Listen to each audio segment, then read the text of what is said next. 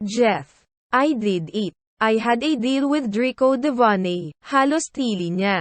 Really? That fantastic. Sabi sa'yo kayang-kaya mo yun. Muli pa siyang niyakap nito. Halata ang excitement sa mga mata ni Jeff para sa kanya.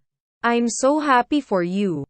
We should celebrate. Sure, pagkasabi niya saka lang niya napansin ang lalaking kasunod ni Jeff palabas ng building. Si Christian. At sa tingin niya ay kanina pa ito nakatayo doon, nakamasid sa kanila. As usual, madilim na naman ang anyo nito. Nawala ang mga ngiti sa labi niya, lakas loob na lumapit dito. Hello Christian, mukhang nagabi ka ng uwi Hindi siya nito sinagot, tiningnan lang siya ng masama tapos at nilagpasan siya. Naasar siya kaya hinabol niya ito. Hindi sa lahat ng oras kaya mo akong tap-akan Dimitri, sigaw niya. Huminto ito sa paglalakad dahil doon, humarap sa kanya. Talaga, anong kaya mong gawin para pigilan ako Bagsak ka na hindi ba? Hindi pa. Sa awa ng Diyos, mukhang hindi ka uubra sakin. Tumawa ito ng mapakla, tapos ay pairap na tumalikod. Tila hindi nito sineryoso ang sinabi niya.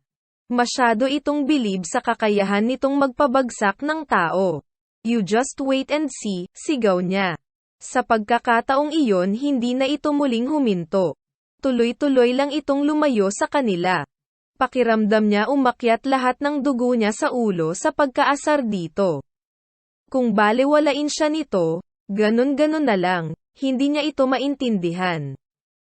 May mga pagkakataong pakiramdam niya may halaga siya dito. Kagaya nung doon sa jet, tapos may pagkakataong ganito na para siyang estrangherong hindi nito kilala. At masakit.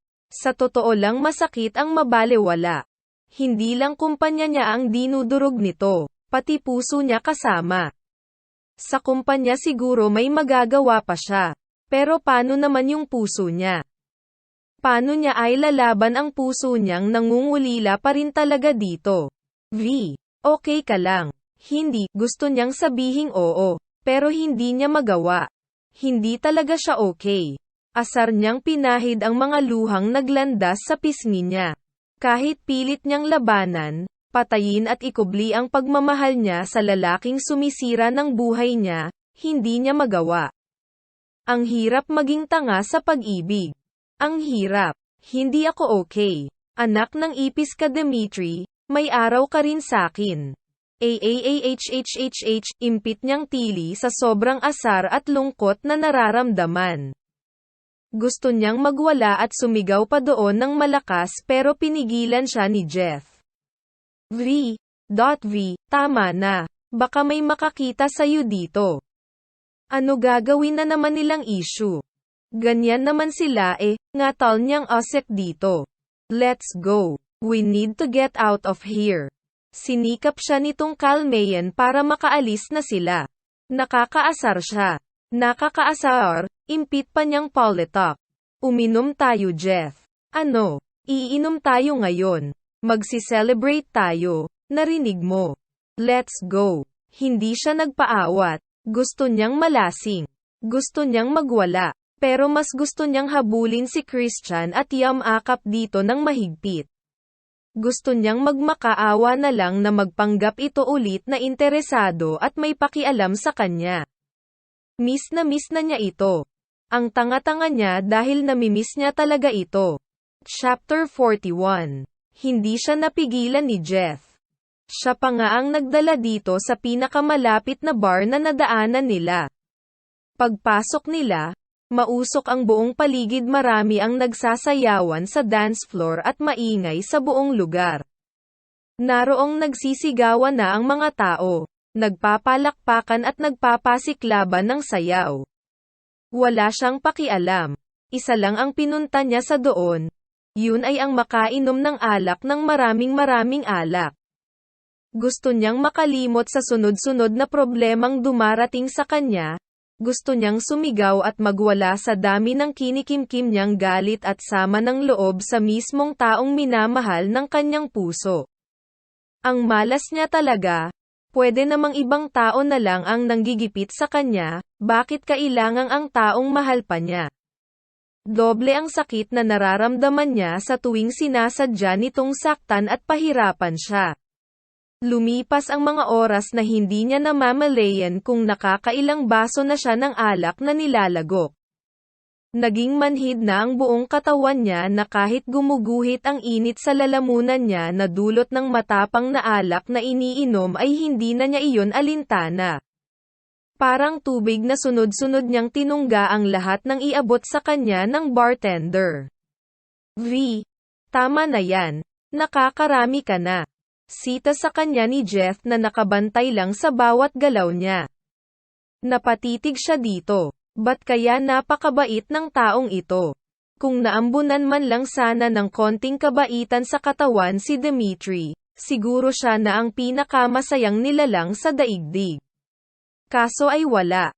0 ang score nito pagdating sa good manners and right conduct. Wala sa bokabularyo ng taong yun ang maging mabait sa kapwa. Anong nakakarami? Nagsisimula pa lang ako. Uminom ka rin. Ang daya mo naman. Bumaling siya sa bartender, kuya. Bigyan mo nga ng alak ta. Sigaw niya. Sorry, maang natanong ng unipormadong bartender. Tumawa siya ng malakas. Oo nga pala. Italyano ka nga pala. Sabay hagekek pa. I said. Give him a drink, muli niyang sigaw para marinig siya nito despite the loud sounds. Tumalima naman ang lalaki. Naintindihan ang sinenyas niya. Binigyan din ito ng alak si Jeff. Cheers, aniya. Sabay angat ng kopeta. Napipilitang sumunod na lamang si Jeff at uminom kagaya niya. Alam mo Jeff, nakakatawa no. Naalala mo nung binasted kita. Siguro ang sakit-sakit nun sayo. Ngayon alam ko na ang pakiramdam, naiintindihan ko na. Halos umiikot na ang paningin niya at nabubulol na rin siya sa pagsasalita. Ang sakit pala no. Ang sakit-sakit na mabalewala ng taong mahal mo. Durog na durog ang puso ko sa mga pinaggagawa niya. Leche siya. Nakikinig lang sa kanya si Jeff. Hindi alintana ilang beses na niya itong hinahampas sa dibdib. Sorry I know I'm 5 years late, pero sorry talaga sa mga nangyari noon. Sana mapatawad mo ko. Wala na yun sakin. V. Hindi ako nagtanim ng galit sa'yo. Hindi mo naman kasalanan na hindi mo ako gusto tumawa siya ng malakas dahil sa sagot nito. Tapos ay lumagok pang muli ng isang basong alak. Kinakarma ako. Ha. Leche, kinakarma ako ngayon. Alam mo ba, yung baisit na Dimitri na yun na sumasabotahe sa negosyo ko, mahal ko yun Mahal ko ang hayop na yun. Ang tanga-tanga ko kasi mahal ko ang manlolokong yun. Bumunghalit pa siya ng tawa, na para bang aliw na aliw siya sa mga nangyayari. Pero ang totoo, nadudurog ang puso niya, tapos hindi niya ako pinapansin ngayon. Nakita mo kanina binati ko pa siya. Tapos anong ginawa niya? Nilampasan niya lang ako. Para akong langaw na hindi man lang niya makuhang pansinin. Ang lupit niya. V. Tama na yan. Lasing ka na. Hindi pa ako lasing. Matino pa ang pag-iisip ko. Di ko pa nga nakakalimutang sinabi niyang mahal niya ako. Sabi niya mahal niya ako. Binayo pa niya ang sariling dibdib. Sabay tumawa. Mahal niya raw ako. Narinig mo. Ako naman si tanga. Naniwala. Anak ng leche. Sumunod pa ako sa kanya dito sa Italy dahil umasa akong totoo yun. Nabitiwan niya ang hawak na kopeta. Nabasag iyon. Pero hindi pa rin siya nagpaawat. Inuto niya lang ako. Ang gago inuto lang ako. Kwelyo ni Jeff ang napagdiskitahan niyang hila-hilahin dahil sa asar na nararamdaman. Sorry, bawi niya nang ma-realize na sa ibang tao niya binubuntong ang lahat. Dapat kasi siya ang nandito Dapat siya ang sinasakal ko. Gusto kong ipalunok sa kanya lahat ng baso dito. Gusto kong ihampas sa katawan niya lahat ng lamesa dito. At gusto kong ibitin siya kapalit ng disco ball na yon. Alam ba ni Christian na mahal mo siya? Na nahihirapan ka ng ganito dahil mahal mo siya? Napahalakhak siya sa tanong na yun ni Jeff. Siyempre hindi. At hindi na niya malalaman yun kahit kailan. Alam ko na kung anong pagkatao meron siya. Mas lalong lalaki ang ego ng gagong yun pag sinabi ko pa. Napakahangin.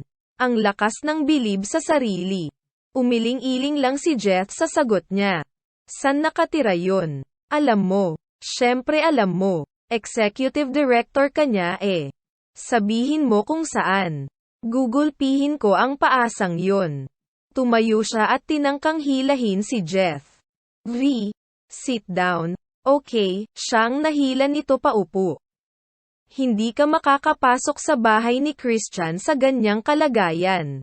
Sa gate pa lang dodemputin ka ng mga guards na nakabantay doon.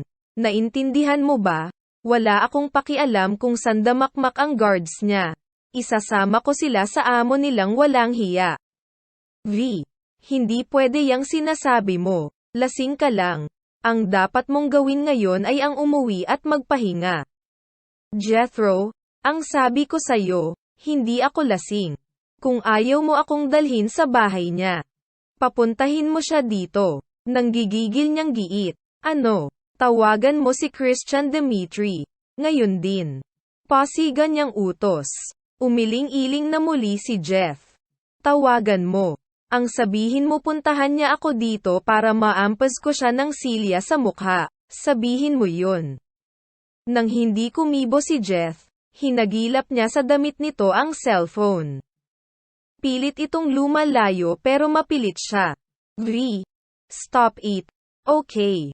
Hindi ako titigil hanggat hindi mo siya tinatawagan.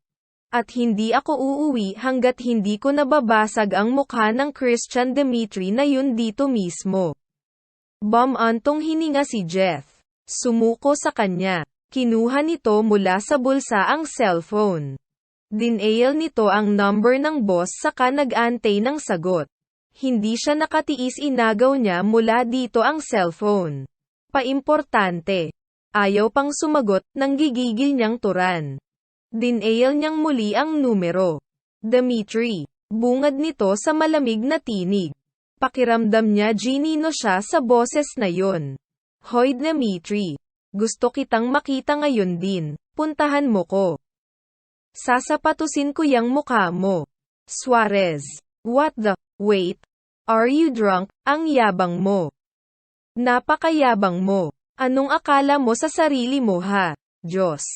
You're drunk. And what are you talking about? Nasan ka? Kasama mo si Jethro. Bigay mo sa kanya ang phone. Gago ka. Gusto kitang makausap ba't ibang tao ang hinahanap mo? Ganun na ba ako kawalang kwenta para sa'yo? Sabrina, give that fucking phone to Jethro. I wanna talk to him. I hate you. Paasa ka. Ang sabi mo mahal mo ko. Ang akala ko may pakialam ka sakin. Paniwalang paniwala pa naman ako sa'yo. Naiiyak niyang turan. Pumunta ka dito, lintik ka. Babanggasan kita. Fine. Where are you? Natigilan siya. Pupuntahan mo ako. Anak ng tokwa. Nasan ka nga? Biglang sigaw nito. Naiyak siyang bigla. Hindi niya na alam kung ano ang nararamdaman niya. Sumangot siya sa phone kaya alam niyang dinig nito ang paghikbi niya. Bakit dati? Alam mo lagi kung nasaan ako, sumisinghot niyang turan. Bakit dati? Kahit hindi kita tawagan dumarating ka pag may problema ako. Of course I can find you. But it would be so much quicker if you would tell me where you are right now. Come on. Talk. Hindi na niya kayang sumagot. Wala sa loob na nabitiwan niya ang cellphone at nawasak iyon sa marble floor. Muli siyang humarap sa bartender at nag-order ng mas marami pang alak. Gusto niyang magpakalunod na lang. Sumunod sa kanya si Jeff. Sinusubukan siya nitong sitihin.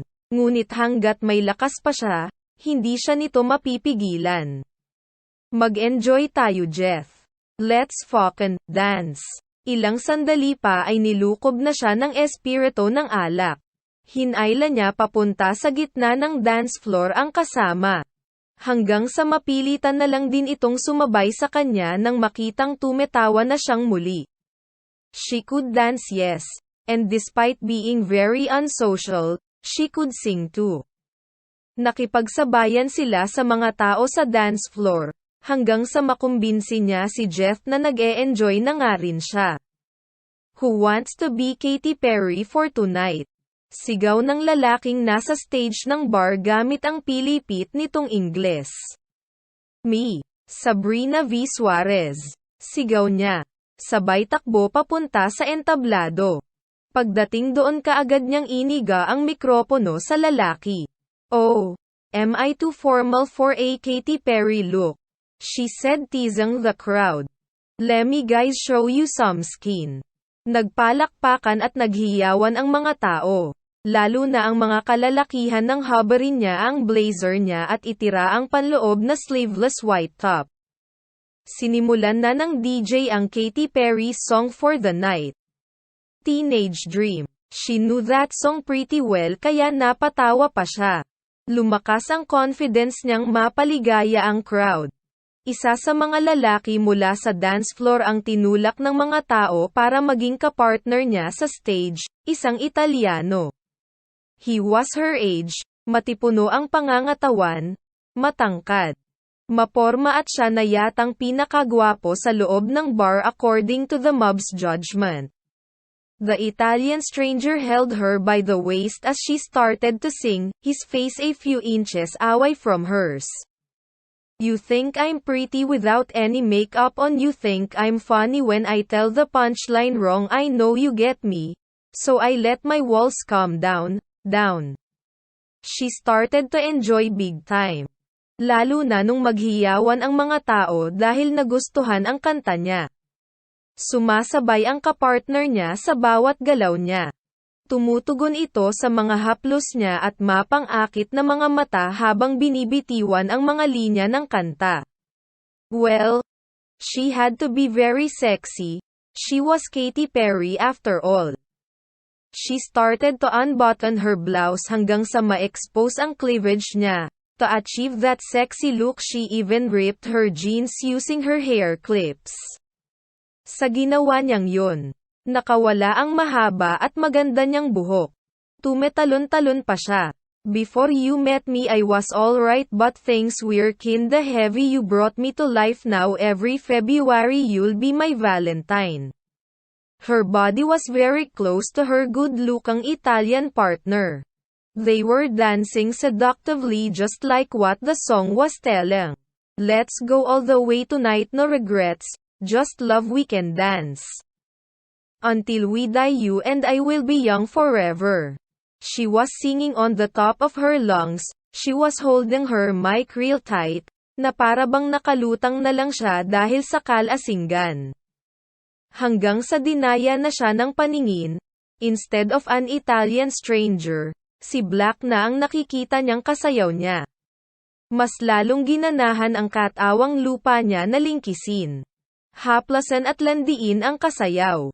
You make me feel like I'm living a teenage dream, the way you turn me on, I can't sleep, let's run away and don't ever look back, don't ever. Natigil siya nang may biglang humila sa kamay niya. It was Black. Teka sandali. Ba't dalawang Black na ang nakikita niya? Ang isa ay ang kanina pa niya kasayaw at ang isa naman ay ang bagong dating na biglang humila sa kamay niya. Ang saya. Dalawang Black, humajikak pa siya sa mikropono. Christian Dimitri, sabi ng Black na kasayaw niya, tila namutla pa nga ito. Keep your filthy hands off her. Napakurap siya. Lumino ng kaunti ang utak niya dahil sa pamilyar na boses na yun. Na-realize niyang hindi niya kilala ang kasayaw niya sa entablado, at si Christian Dimitri ang ipal na bagong dating. Hoy, ba't mo sinisigawan ang partner ko ha? Wala ka sa opisina mo. Hindi ikaw ang boss dito, binalingan siya ng masamang titig nito. You shut up. Let's get the hell out of here. You hear me? Ayoko. Hindi ako sasama sayo. Gusto ko pang kumanta. Pagkasabi nun ay bumalik siya sa gitna ng entablado, at sumabay muli sa tugtog. My heart stops. When you look at me just like that, pero hindi na niya naituloy ang kanta when she suddenly heard a loud noise dulot ng pagkasira ng mixer ng DJ. Somebody just smashed that music machine. Tumigil ang tugtog. Nawala na bigla ang ingay sa paligid na ultimo mga taong nagsasayawan ay tumigil at napatanga. What's going on? Inis niyang sigaw. Binalingan niya si Christian. Ito ang may kagagawan. Alam niyang isa sa mga tauhan nito ang kumilos. Asar niya itong sinugod. Ano na naman ta? Power play. Pinapamukha mong makapangyarihan ka. Nakontrolado mo lahat. Sigaw niya dito. Kilala mo ako? Pag sinabi kong umuwi na tayo, uuwi na tayo. Hiniklas nito mula sa kamay niya ang microphone na hawak at binalibag iyon. Bahagya siyang napapitlag. Nang tumingin siya sa mga mata nito, nagbabaga ang mga iyon. Hindi lang ito basta galit, galit na galit. Napalunok siya dahil ramdam niya ng init ng ulo nito. Hindi mo ako pag-aari. Hindi mo ako pwedeng manduhan ng kung ano ang gagawin ko at kung ano ang hindi. Sasama ka ba? O kakalag ka rin kita? Nakipagmatigasan siya ng tingin dito. O baka naman gusto mong ipabugbog ko sa harapan mo ang kalandian mong ta. Wala siyang kasalanan sa'yo. Well, he touched you. That's more than enough offense for me to send him to hell. Sigaw nito. Nobody, and I mean nobody, has the right to ever touch you. You understand? Natigilan siya sa sanggal nitong iyon. Ano daw? Sinabi ba talaga nito iyon o dala lang ng alak? Nasisiraan na siya. Ang dinig niya kasi nagseselos ito sa lalaking kasayaw niya. Anong sinabi mo? Subukan mong ulitin pa ang kalokohan mong ta. Sinasabi ko sa'yo, makakapatay ako ng tao. Natuod siya sa kinatatayuan. Pilit inaabsorb ng lunod niyang utak ang mga sinabi nito. Sobrang bilis ng tibok ng puso niya dahil sa mga pangyayari at dahil sa mga naririnig niyang kakakaibang salita mula sa labi ni Christian Dimitri. May pakialam na ba ulit ito sa kanya? Mr. Dimitri, si Jeff iyon, lumapit sa kanila nang makababa sila ng stage. Get the fuck out of my face, real. Bago ko sirain tong kamao ko sa mukha mo. Asip ni Christian dito. Hoy, wag mo siyang sigawan. Wala siyang kasalanan dito. You shut up. Buwelta pa nito sa kanya. Dinuro siya sa mukha kaya galit niya ding pinalis iyon. Makikipagmatigasan siya dito hanggat kaya niya. Umikot ang paningin niya nang hilahin siya nito palabas ng lugar. Parang bakal ang kamay nitong nakahawak sa pulsuhan niya at sobrang sakit nun, parang mababali na ang buto niya. Ramdam na ramdam niya ang galit na nagmumula sa buong katawan nito at wala na siyang kakayahang magprotesta. The devil was angry, and no one, not even her, can do anything against him. Hinayaan na lang niya ang sariling tanggayan nito sa kung saang lupalop ng impyerno nito gusto. Total, yun din naman talaga ang lihim na kagustuhan ng kanyang puso. Chapter 42. Kahit pasuray-suray she tried to keep up with his fast pace. Mas lalo siyang nahilo sa mabilis nitong paglalakad. San ba kasi sila pupunta? Wait. Aniya nang hindi na makontrol ang sarili. Nasusuka na talaga siya. Umiikot na ang paningin niya. TSK. Sapakin pa kita eh. Anong pumasok dyan sa limitado mong kakoti at naglasing ka ha? Sanggal pa nito sa kanya. Ngunit ang mga kamay naman nito'y nakaalalay upang huwag siyang mabuwal. Hawak siya nito sa baywang at sa balikat. Kung ikaw ang sapakin ko, pinilit niyang makatayo ng maayos kahit umiikot ang mundo niya. Hinarap niya ito, ang yabang mo. Ano ngayon kung Prince of Hell ka, sabay duro sa dibdib nito.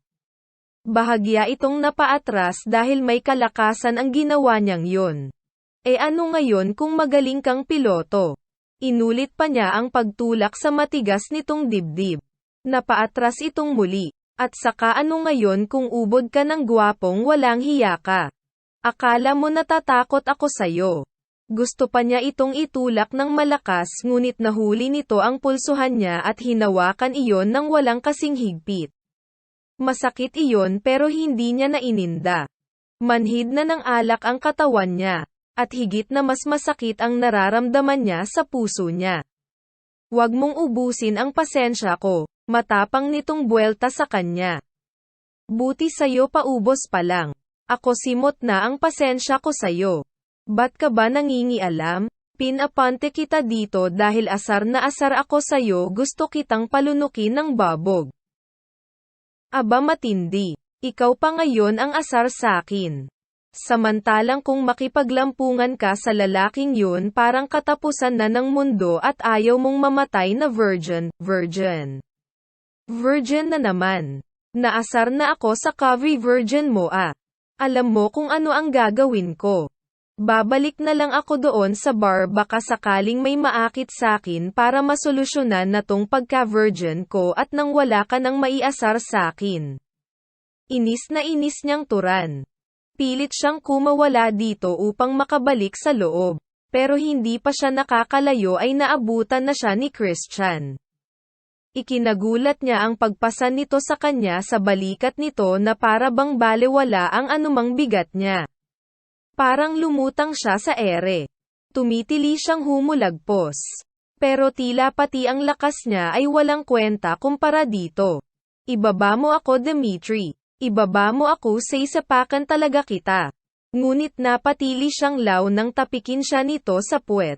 Shut up, virgin. I told you you're not going anywhere. Asip nito sa kanya. Isinaksak siya nito sa loob ng itim at mag-ara nitong kotse na para bang isang sako lang siya ng bigas. Pililit niya pa rin ang makalabas ngunit, kontrolado nito ang buong sasakyan, hindi niya mabuksan ang pinto. Pagsisisihan mo talaga tong ginagawa mo sakin, shut up. Just shut up. Will you? May sound system ka ba sa bunganga? Ang sakit mo sa eardrums ah, nanlalaki ang mga mata nito sa pagsita sa kanya. Napahawak siya sa noo. Napasandal sa headrest ng upuan. Unti-unti nang sumasakit ang ulo niya dulot ng alak, ba't ka ba nandito? Kasi siguro dahil tinawagan mo ko. Pang-aasar nito. At dahil alam kung hindi ka kayang sitihin ni Real. Ano ngayon sa'yo kung hindi niya nga ako kayang sitihin? May pakialam ka ba sa akin? Di ba wala? Di ba? Tiningnan lang siya nito. Let's get you out of here. Yun lang ang sagot nito. At akmang bubuhayin na ang makina. No, I'm staying. Kung gusto mong umalis, ikaw na lang. I'm gonna party all night. 'Cause I'm so happy. Hindi ka bagay sa lugar na yon. Huwag mong ipilit ang sarili mo. Humadjakak siya sa tinura nito. Talaga. Paano ba babagay? Aniyang nangungusap na ang mga mata sa kalasinggan. Alam ko na. Masyado kasi sigurong sexy ang mga damit nila doon kumpara sakin. Akala mo ba hindi ko kaya? Kaya kung magsuot ng mga sinusuot nila. Gusto mo ng sample. Pagkasabi nun ay inabot niya ang natitirang butones ng blouse niya at hinubad iyon. She was now just wearing her ripped skinny jeans and black lacy bra. Natigilan ito sa ginawa niya at saglit na napatitig sa dibdib niyang natatabingan lang ng kapirasong kasuutan. Napabuga ng hangin at umikot ang mga mata ni Christian dahil sa ginawa niya. Tumawa siya sa reaksyon nito. What now? Hindi ba ako sexy? Hindi ka pa rin ba nagagandahan sa akin? Dededmayan mo pa rin ba ako kagaya ng lagi mong ginagawa sa akin? Put your damn clothes on, damn it. Inabot nito ang blouse na isinantabi niya at tinapon pabalik sa kanya. Natigilan siya at napatitig dito. Gusto niyang basahin ang nasa isip nito.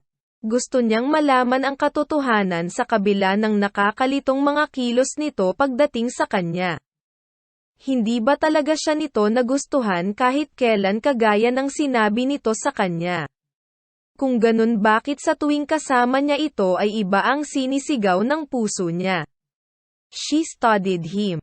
Ngayon bigla niyang na-realize kung bakit nagwawala ang puso niya sa mga oras na iyon. Christian was not in his usual three-piece executive suit. The man was wearing a white shirt, simple jeans and ankle-high leather boots. Sa madaling salita, si Black ang nakikita niya sa mga oras na yon. Napapikit siya. Pilit na kinakalma ang buong sistema niyang nagkakagulo na naman. Sa totoo lang wala siyang ibang gustong gawin kundi ang yamakap at umiyak sa dibdib nito. Gusto niyang makahinga sa lahat ng problemang pinagdadaanan niya. At alam niyang si Black lang ang kayang gumawa nun. Hindi niya inaasahan ang biglaang pagpatak ng kanyang mga luha, alam niyang hindi dapat. Pero huli na para bawiin pa niya ang mga butil ng luhang kusang nalaglag sa pisngi niya. What's wrong? Mas lalo siyang naiyak sa paraan ng pagkakabigkas nito ng pangalan niya. I can't let you get back to that place, I'm sorry. Mababastos ka lang dun, Black. Can you do me a favor? Pinutol niya ang anumang sasabihin pa nito. Anything. Kiss me. Kumunat ang noo nito tila nagtatanong kung seryoso siya sa gusto niyang mangyari. Can you pretend that you like me, even just for tonight, kasi sa totoo lang. Black, miss na kita. Miss na miss, hindi na niya nagawang tapusin ang sasabihin nang bigla siyang hilahin ni Christian palapit dito at selyohan ng halik ang kanyang mga labi. Ikinagulat niya, pero hindi na siya nagprotesta, marahas man ang paraan nito ngunit ramdam niya ang masuyong dampi ng mga labi nito sa labi niya. This was the taste she was longing for all this time. Hindi niya maipaliwanag ang pakiramdam na sakop ni Christian ang mga labi niya, at malaya ang paggalaw ng dila nito sa loob ng bibig niya. He tasted the wine from the insides of her mouth. It was like a spell that glued their mouth together. Kahit siguro maghalikan sila ng buong magdamag hindi niya pagsasawaan ang mga labi nitong dinaig pa ang first-class cocaine. Ang sarap, nakakahay. Nakakaadik. He hovered above her. Ang mga kamay nito ay nasa leeg niya. Ang isa ay bahagyang nakaangat bumabaon sa likod ng buhok niya. She felt so secure. Pakiramdam niya nasa loob na naman siya ng pinakamasaya at pinaka-safe na parte ng daigdig. Sa piling ni Black, usual nito sa pangalan niya. Napakasimple. Pero sa pandinig niya parang ito na ang pinaka-sexing salitang narinig niya sa buong buhay niya. Wala nang mas nakaka-excite. Wala nang mas nakaka-arouse pa sa pangalan niyang binibigkas ng labi nito.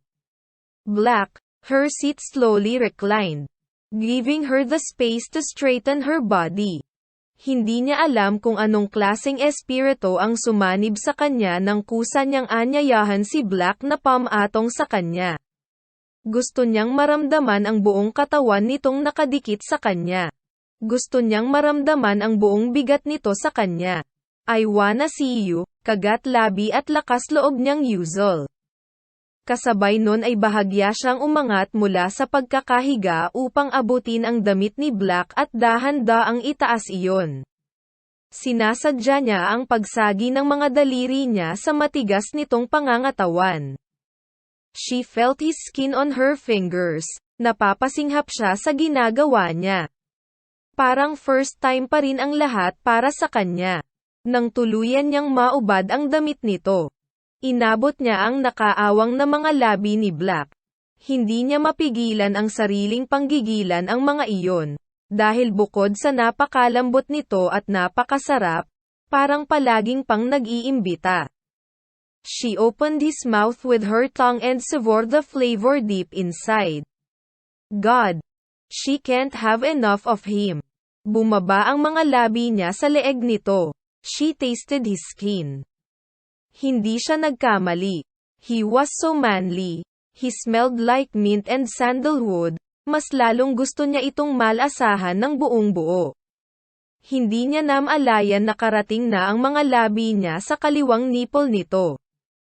His chest was hard, but his nipple was way harder. She put her mouth on one of them, and let her tongue wet its hardness. Nakarinig siya ng ungol mula kay Black dahil sa ginawa niyang iyon. Nasiyahan siya, kaya mas lalo niyang pinag-igihan. HMMMMM.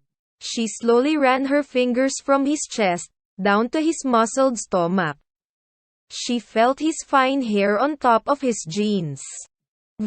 Naaga pa nito ang kamay niya bago pa man makarating sa mas ibaba pang bahagi ng puso nito. Namumungay ang mga mata niyang sinalubong ang tingin nitong tila hindi sigurado kung papayagan siya o hindi. Inabot niya ang nakaawang na naman nitong mga labi at sinimzam iyon. Unti-unting lumuwag ang pagkakahawak nito sa kamay niya. Pinabayaan na siya sa kanyang pakay. For the first time in her whole existence, she felt it. Black wanted her. Through his jeans. She felt the hardness of his desire towards her. Parang kinikilig ang puso niyang isipin na siya ang dahilan nun, and that he actually wanted her. She boldly moved her fingers so she can unzip him. Nae-excite siyang lalo sa tuwing tinatawag nito ang pangalan niya. Kumilos si Black, nilapit ang mga labi sa tainga niya. Hindi niya maipaliwanag ang kakaibang sensasyong lumukab sa kanya nang maramdaman ang hininga nito sa tainga niya. Para gusto niyang mahubaran ito ng mabilisan. Are you sure about this, baby? HMMMM, kailangan pa bang itanong? Come on, you have to talk. Yes, Black. Humugat ito ng isang malalim na hininga. Tila nakawala ang agam-agam na kinikimkim nito sa puso, at tuluyan ng umayon sa kung ano ang gusto niyang mangyari. Tila naghintay lamang ito ng kumpirmasyon mula sa kanya. Mapusok nitong inabot na muli ang mga labi niya. Kung kanina ay masuyo, ngayon ay may kalakip ng pagnanasa at pagkasabik. Napahiga siyang muli sa reclined seat ng sasakyan nang marahan siyang nitong ipwesto muli doon. Sumunod itong dumagan sa kanya. Pinaglandas nito ang mga labi mula sa bibig niya, patungo sa leeg. At sa mga balikat, mabilis ang mga galaw ni Black. Natutuwa ang puso niya dahil pakiramdam niya inentay din nito ang mga sandaling iyon. At kahit hindi ito magsalita ay nararamdaman niyang nang ulila din ito sa kanya. Nahigit niya ang hininga nang pumailalim ang kamay ni Black sa likod niya. Madali nitong natanggal ang hook ng bra niya. Naghabulan ang tibok ng puso niya, at halos hindi siya huminga. He was about to see her, or at least half of her. Napapikit siya nang tuluyan nitong nahubad ang kapirasong kasuotang tumetabing sa dibdib niya. Black stopped for a moment to adore the beauty that's underneath him. Hindi siya nakatiis, nagbukas din ulit siya ng mga mata. She saw Black looking at her full and proud breast. They were both creamy white with pinkish bud on top of them. She saw undeniable appreciation and lust glittered on his eyes. And for the first time she felt so proud of herself being a woman. She excites him. She knew that for sure, when he hungrily claimed her mouth again. She escaped a moan when she felt his hands explore her top body. He started on her neck, down to her chest. Oh, she blissfully said when finally his hand reached one of her breasts. He was touching her, caressing her and it felt so good. I doubt if you even realized how much effect you have on me, how much sanity you're taking away from me. Halos tumalon-talon ang puso niya sa tuwa. Pero kaagad nagbago ang tibok ng puso niya nang maramdaman niya ang isa pang kamay ni Black sa ibaba ng puson niya.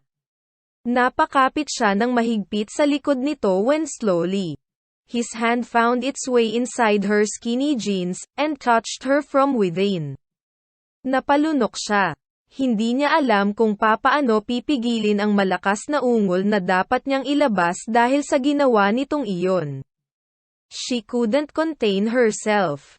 She was literally hot and she felt like bursting when his fingers moved, played inside her most feminine part. Akala niya, tapos na. Nawala ng mas hihigit pa sa tindi ng sensasyong nararamdaman niya ngunit nagkamali siya. He positioned himself in between her legs, then he bent over so his mouth could reach her breast. Impit siyang umungol ng malakas. Damn! His mouth too soft against her very hard pebble. His tongue played on it, sucked on it real hard. She was transported to the edge of ecstasy already. Hindi niya alam kung ano ang pinagpapaalam nito pero bahagya siyang tumango. There's no stopping herself now. Ginasto niya ito, papanindigan niya ito. Dahan-dahan nitong binaba ang jeans niya upang makalaya ang mga paa niya mula doon. Sinunod nito ang isa pang maliit na piraso ng undies na tumetabing sa kabuuan niya. Kumakabog ang dibdib niya. Gusto niyang ihanda ang sarili sa mga susunod na mangyayari. She knew very well, it will hurt, but Black made her so ready for this. Napapikit siya. Kasabay nun. She felt him slowly entered her very tight entrance. Napapikit siya sa sobrang sakit na naramdaman niya sa kanyang kaloob-looban. Hindi niya inaasahang ganun yun kasakit. Hindi niya napigilan ang mapaluha. SSHH, I'm sorry, you will be fine. Narinig niyang sabi ni Black. It was like a music dragang away her pain. Lalo pa nang hawakan nito ng mahigpit ang magkabila niyang kamay, at halikan ng malalim ang kanyang mga labi. Slowly the pain faded away. Until Black was able to move inside and out of body. The sensation changed from pain, to bearable pain, but with incomparable happiness and fulfillment. Kakaibang tuwa ang lumukab sa kanya. Pakiramdam niya hindi lang ang katawan nila ang konektado. Pati na rin ang puso at kaluluwa. Alam niya sa sarili niyang wala na siyang mamahalin sa buong buhay niya, kundi ito lang, si Black lang. At sana, ganun din ito sa kanya. Abot langit siyang umaasang mahal din siya ni Black, nang kagaya ng pagmamahal niya para dito. Chapter 43. Nagising siya because of an automatic alarm system inside her room. The female robotic voice that came from nowhere told her the time of the day, the temperature, and some other vague things she couldn't understand. Sumakit ang ulo niya nang bigla siyang bumalikwas. Anong nangyari? Nasaan siya? Ginala niya ang paningin sa buong paligid. One big part of her room's walls were made of thick glass. She could see a breathtaking view of the shore and the seas outside. Tapos ang buong kwarto at napapalibutan ng mag-agarang mga bagay. Isa lang ang sigurado siya, wala siya sa hotel, at hindi niya alam kung nasaan siya, tinangka niyang gumalaw. God. She felt sore all over, especially the part in between her legs.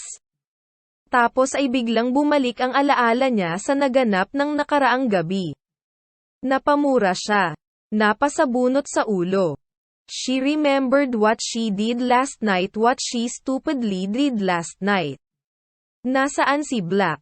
Wala ito. Nakaramdam siya ng matinding pagkadismaya, ni hindi man lang siya nito inantay magising. And she even doubt kung tumabi man lang ba itong matulog sa kanya. Napayakap siya sa sariling tuhod. Nang umagang yun pakiramdam niya nahulog siya sa pinakamalalim na bangin. Mag-isa at hindi makaahon. Kahit masakit ang buong katawan pinilit niyang bumangon. She was not on her clothes last night. Ang suot niya paggising niya ay oversized na itim na polo shirt na panlalaki.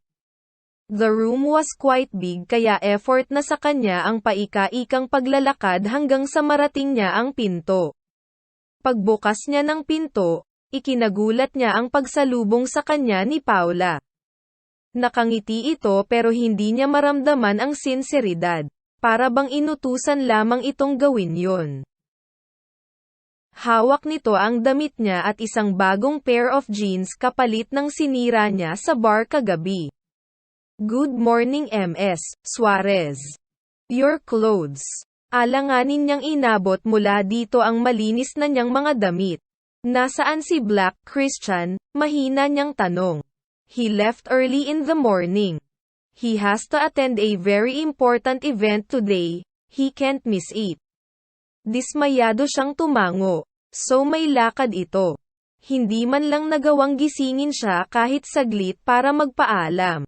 Hindi ba nito naisip na pagkatapos ng nangyari kagabi ay malamang nahanapin niya ito pagkagising niya at masasaktan siya ng husto kapag hindi niya ito nabungaran kinaumagahan. Wala man lang itong pakialam sa nararamdaman niya. Sa mga oras na yun parang tinutusok ng maraming karayom ang puso niya at tumatagos ang lahat ng iyon sa kanyang kaluluwa. He told me to wait for you so I can personally send you to your hotel. Ano? Ngayon ay pinagtabuyan siyang bigla. Hindi pa nga sila nagkakausap. Ano ta? Ano sa palagay nito ang nangyari sa kanila kagabi? Naglaro ng Jack and Poy. T** ng ina naman o. Hindi niya mapigilan ang mapamura sa ginawa nito sa kanya. Paula, can I ask you something? Tiningnan lang siya nito ng diretso sa mga mata. Paula was sober now. Hindi niya ini-expect na magiging mabait pa rin ito sa kanya kagaya ng insidenteng nolasing ito ng sobra. Sure. Tipid nitong sagot. Ganun ba talaga kasama ang amo mo? Pagkatapos ba nitong gamitin, paglaruan at pagsawaan ang isang bagay ay itatapon na lamang nito na parang basahan? Matagal bago sumagot si Paula pero nag-antay siya. Tanga ka. Ang tanga mo. I've warned you what kind of man he is. Mukhang hindi ka nakinig. Mukha nagpauto ka pa rin sa kanya. Akala ko pa naman lalaban ka. Sa totoo lang, disappointed ako sa'yo. Masakit iyon. Pero totoo lamang magsalita si Paula. Siguro ay prangka lang talaga ito at nahawa sa amo nitong hindi marunong mag-filter ng sinasabi. Wala itong pakialam sa kung ano ang mararamdaman niya. Sinabi lamang nito ang alam nitong totoo. At wala siyang pwedeng ibuelta dito dahil totoo lang naman talaga ang sinabi nito. Huwag kang mag-alala. Hindi lang ikaw ang tinrato niya ng ganito. Marami kayo. Gusto na niyang maiyak. Let's get you going Ms. Suarez, if you want breakfast, I'll prepare it for you, no need. I just wanna go home. Hindi mo ako kailangang ihatid.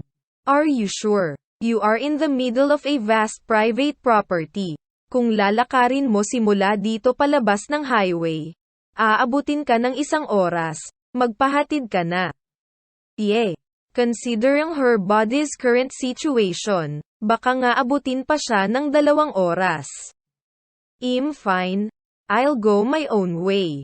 Lumiko ang labi ni Paula dahil sa sinabi niya. Very well then. Nang akmang tatalikod na si Paula, pinigilan niya ito. Paula, wait. Humarap naman ito kagaad. Nasaan si Christian? Tila nag-alinlangan ito kung sasagutin siya o hindi. Pero sa huli ay nilahad nito ang kamay sa isang malaking smart TV na nakasabit sa wall. I believe he is all over the news today. Yun lang at iniwanan na siya nito. Nanginginig ang mga paa niyang lumapit sa malaking TV monitor. She saw its remote control on the side table. Dahan-dahan niyang pinulot iyon. Bakit may masama siyang pakiramdam sa kung ano ang makikita niya sa TV? Pagbukas niya nito, ang video ng Italianang Duchess ang una niyang nakita. Si Monica Mirabelli. Hindi man niya maintindihan ang sinasabi sa balita pero nakikita niya naman iyon. The anchor was talking about a very special event na magaganap sa Italia. Ang pinakahihintay ng lahat. Ang panahong isa na namang Kat Angie tanging babae ang gagawa ng kasaysayan. Ang may tali at maselyuhan ng kasal ang isa sa mga sikat na Princess of Hell. si Christian Dimitri, at si Monica Mirabelli.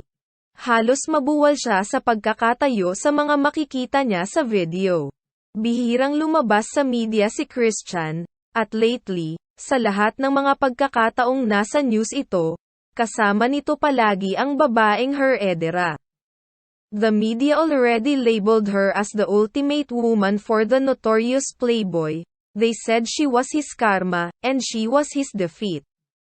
Ilang buwan na lang may tatali na ni Monica si Christian sa isang kasal na siyang pinakahihintay ng lahat. Sa buong buhay niya ngayon lang siya nakaranas ng ganun katinding pagkaawa sa sarili. Napasalampak siya sa sofa at walang tigil na umiyak. Gusto niyang pawalan lahat ng sakit ngunit hindi iyon kayang ilabas ng mga luha niya sa mata. Hindi niya maipaliwanag ang walang katumbas na kirot na nararamdaman. Pakiramdam niya isa siyang maduming basahan na basta na lang ipinatapon matapos pagsawaan. She felt so empty and so down. Hindi niya alam kung paano niya nagawang bumalik ng hotel. Masakit ang paa niya sa 2 oras na paika-ikang paglalakad palabas ng property ni Christian. Ang malaki nitong mansyon ay napapalibutan ng mga puno, flower farms and vines.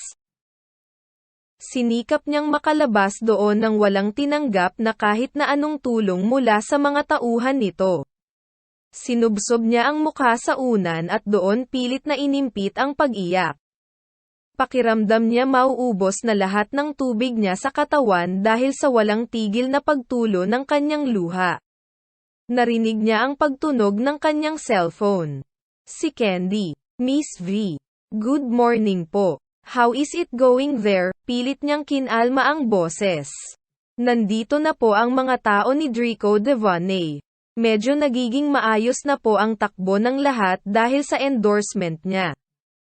Unti-unti na pong bumabalik ang tiwala ng mga tao sa atin. Ang sabi nga pala ng isa niyang advisor, kailangan nyo na raw pong umuwi. Mas magiging maganda sa image nyo kung makikita ng mga tao na bumalik na kayo sa pagtatrabaho. Ganun ba? Good. Miss V, okay lang po kayo. H ha, lutang siya. Oo. Okay lang. Uuwi na ako dyan. Talaga po. Teka. Paano po si Black? Antong hininga siya. Naiiyak na naman. Sige na Candy. Bye. Parang alam na niya kung ano lang ang papel niya sa buhay ni Black. Pampalipas oras lang siguro, o ang mas malala, pampalipas libog. Katangahan ngang maituturing ang ginawa niya pero hindi naman niya masisi ang sarili. Nilabas lamang ng alak ang kinikimkim niyang matinding pangungulila para sa kaisa-isang taong minahal niya ng buong puso. Handa na ang mga gamit niya pag-uwi ng Pilipinas. Pero hindi siya aalis nang hindi ito nakakausap. Alam na niya ang isasagot nito. But she wanted to still hold on and give him the benefit of the doubt. Na baka naman may maganda itong eksplanasyon sa mga nangyari sa kanila. V. You're here, anong ginagawa mo dito? Si Jeffy yun. Mabuti na lang at nakita niya ito sa lobby ng the building. Malaki ang atraso niya dito nung nagdaang gabi. Parang sinalo nito ang lahat ng galit ni Christian na hindi naman dapat. Jeff, alanganin ang naging ngiti niya dito. Nahihiya siya sa mga nangyari.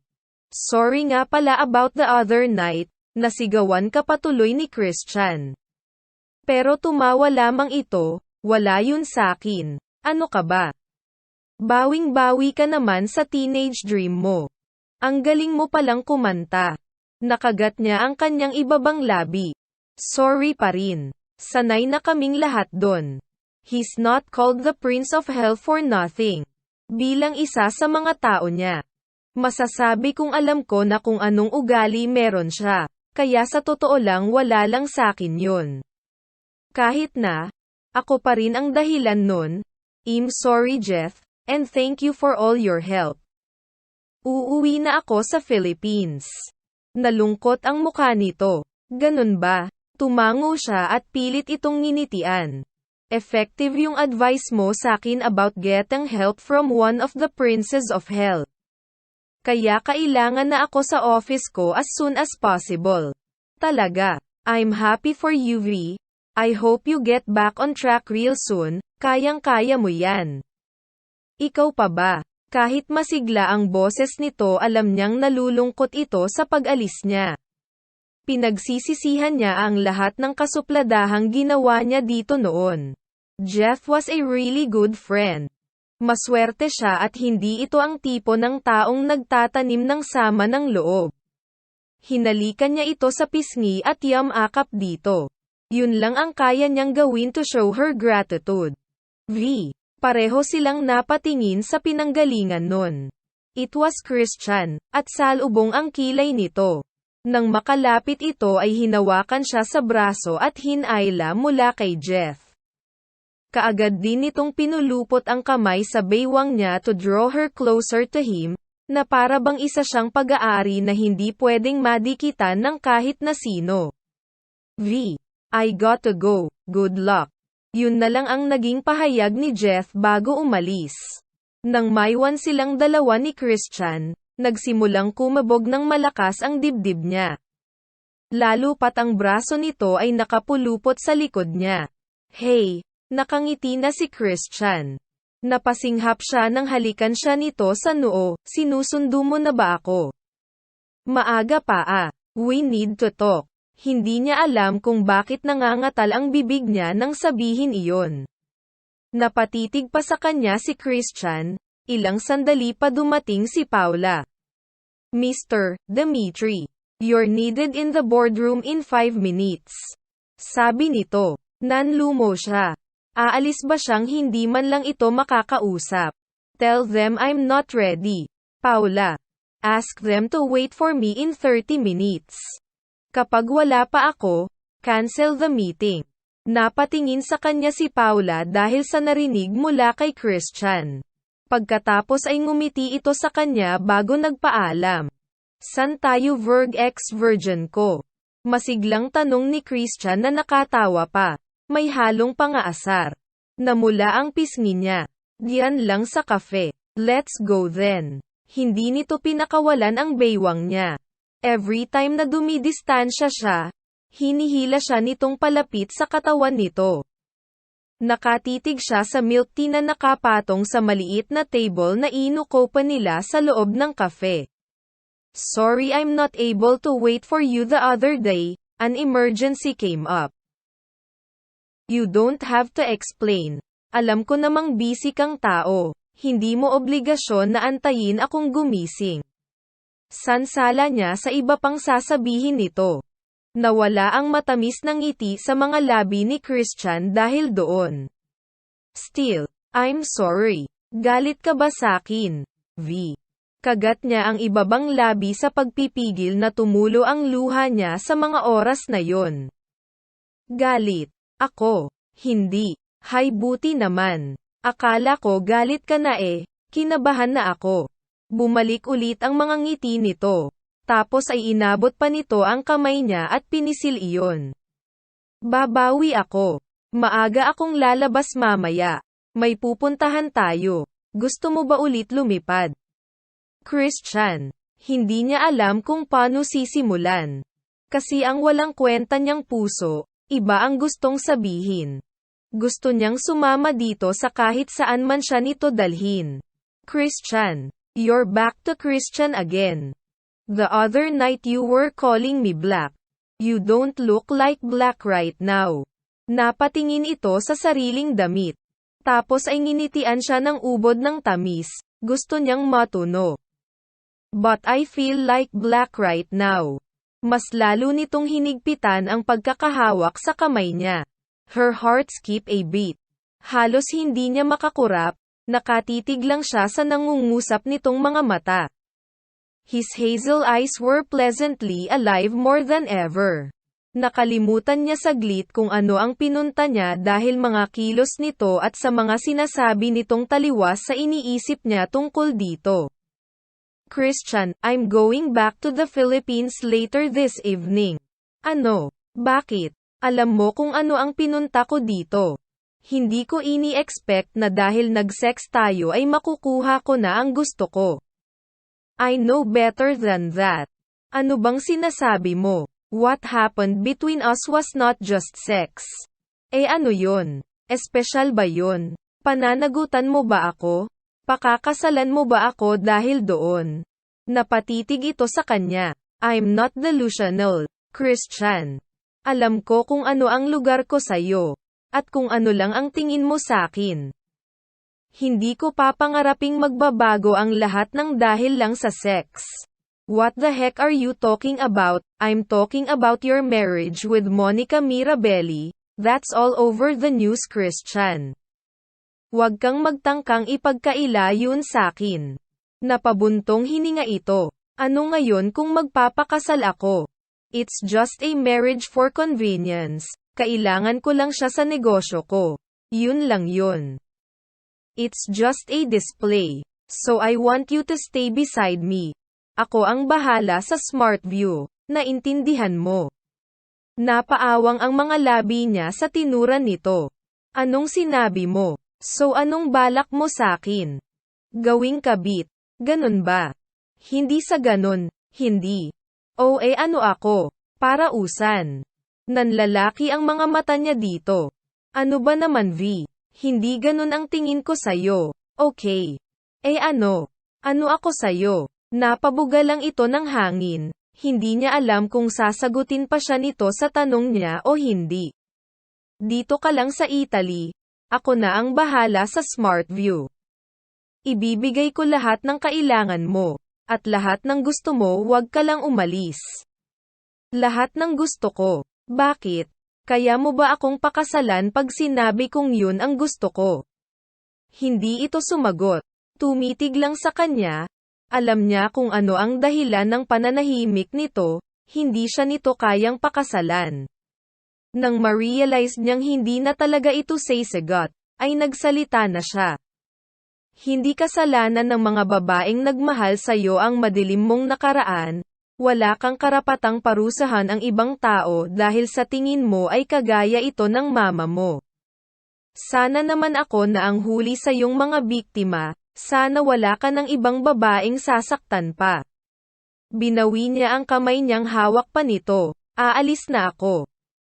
Goodbye Christian Dimitri. Dahil sa sinabi niya ay hindi na ito nagtangkang pigilan pa siya. Nagmadali siyang tumalikod dito at patakbo siyang lumabas ng kafe. Hindi na niya gustong makita pa nito ang pag-iyak niya. Reserba na lamang niya ito sa sarili niya. Ayaw niyang tuluyang magmukhang kawawa o katawa-tawa sa harapan nito. Babalik siya ng Pilipinas at babangon siya.